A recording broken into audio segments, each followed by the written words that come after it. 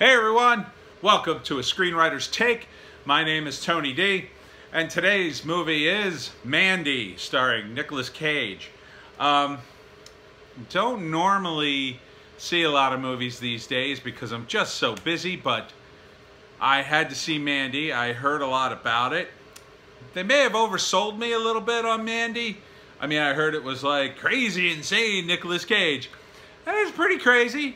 It's pretty crazy. I wouldn't say it's the craziest movie. Not even really the craziest Nicolas Cage movie, really. But, you know, it has some interesting things going on it. Spoiler alert, by the way.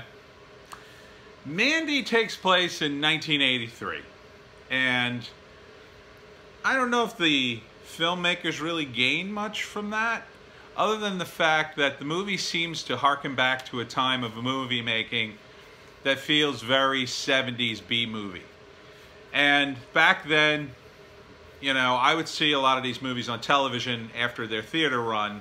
Later, usually I'd be at my relatives like on a Sunday with nothing to do, stuck in front of the TV, and I'd put on the TV and there'd be some B-movie on.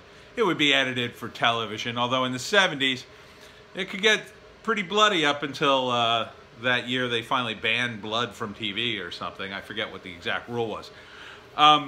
So this movie reminded me of those old movies. And that's both good and bad. I mean, it's good in that those movies typically strove for a lot of originality.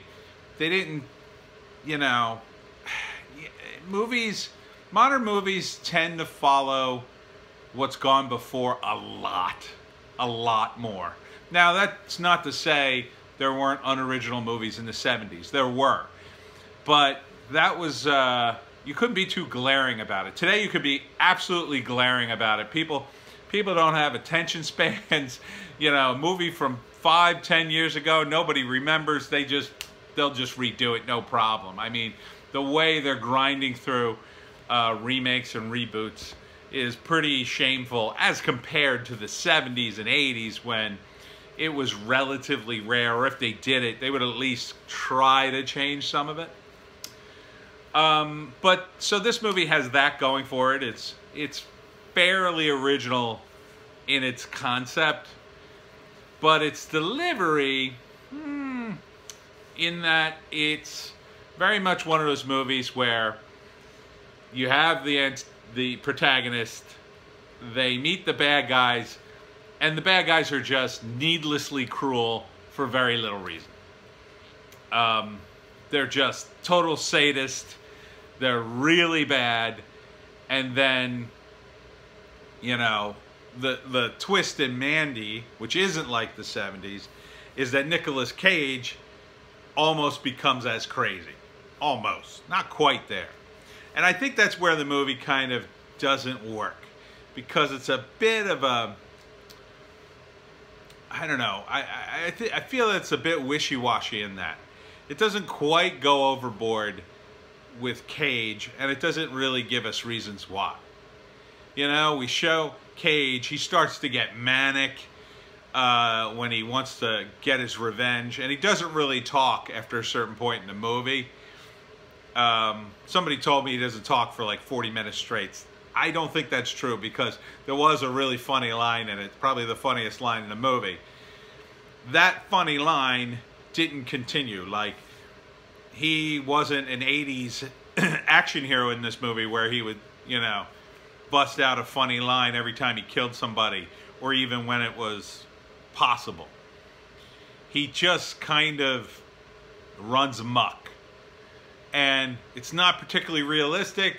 It's not particularly manic, although it's kind of manic. But some of the stuff Cage does kind of doesn't make any sense. You don't really understand why he's doing it. One of the interesting things in the movie is the lighting.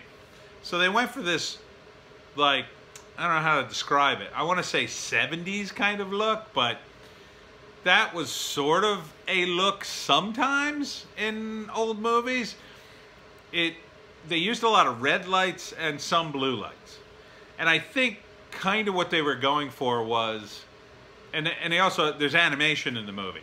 So I think they were going for sort of a heavy, almost a heavy metal magazine kind of look, because there's that sort of feel to the movie and to some of the design, but it's not quite over the top there. Early in the movie, it feels that way, and then when Cage is taking out the bad guys at the end, you kind of realize they're just all weirdos. You know?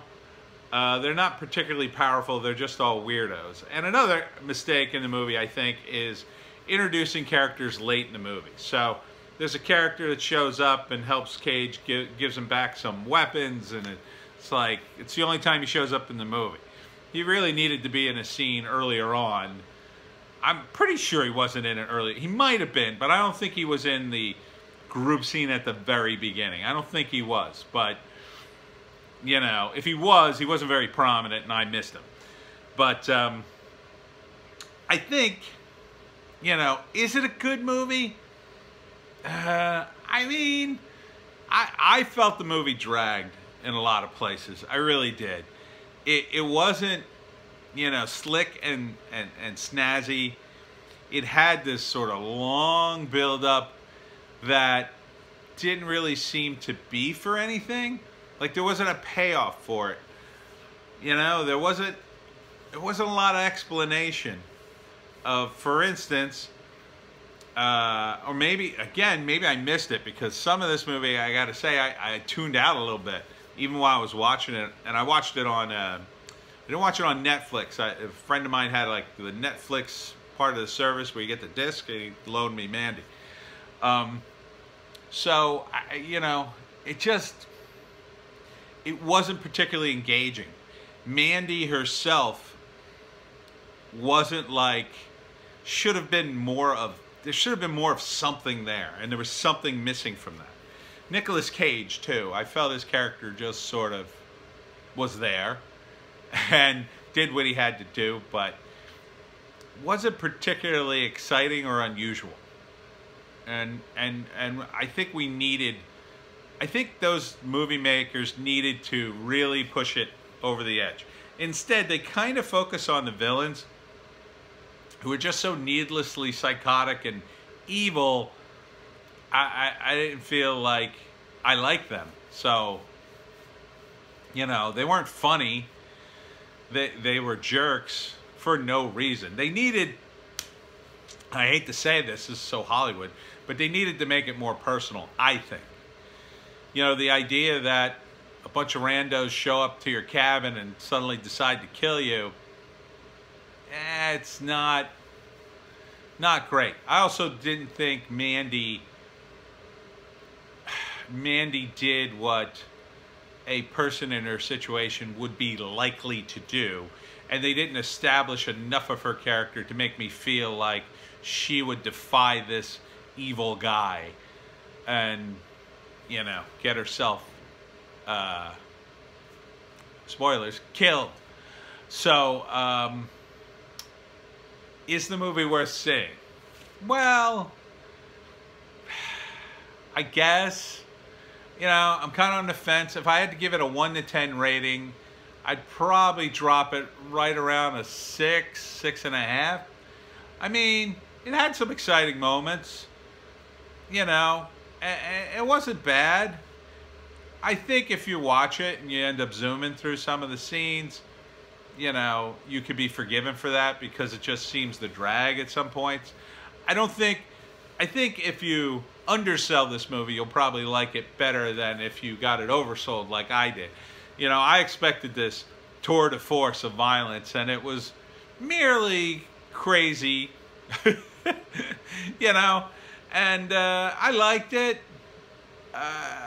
for a lot of scenes, but I felt like the payoff wasn't big enough. I needed a little more. I needed a little more crazy Nick Cage. I needed something in the script to really, you know, tell me why I was sitting through all this mess. Come here, Joan. Say hi to everybody. Joan has finally decided to say hello. Did you like Mandy, Joan? No, I didn't. You wouldn't feed me while you were watching it. So, anyhow, that's my take on Mandy. Screenplay-wise, solid 1, 2, 3 acts, but again, really could have used something more.